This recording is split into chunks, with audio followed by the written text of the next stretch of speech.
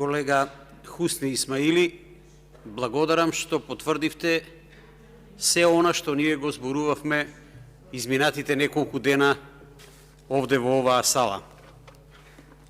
Вие го потврдивте тоа, давајќи една ретроспектива на настаните кои што доведоа до ова. Премиерот во своето експозе кажал дека не се важни бројките, но вие дадовте еден демант. Според вас, 8 влегуваат, 8 излегуваат. За дадениот збор од Заев и Ковачевски, самите се уверивте колкава е нивната важност.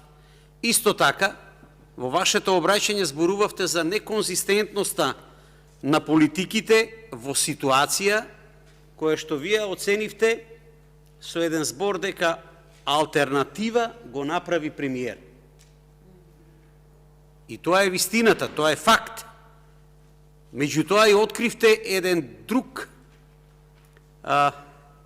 една друга карактеристика, а тоа е дека премиерот се фолира. Глуми дека му е жал, а не е така. Затоа што вас ве довел пред свршен чин.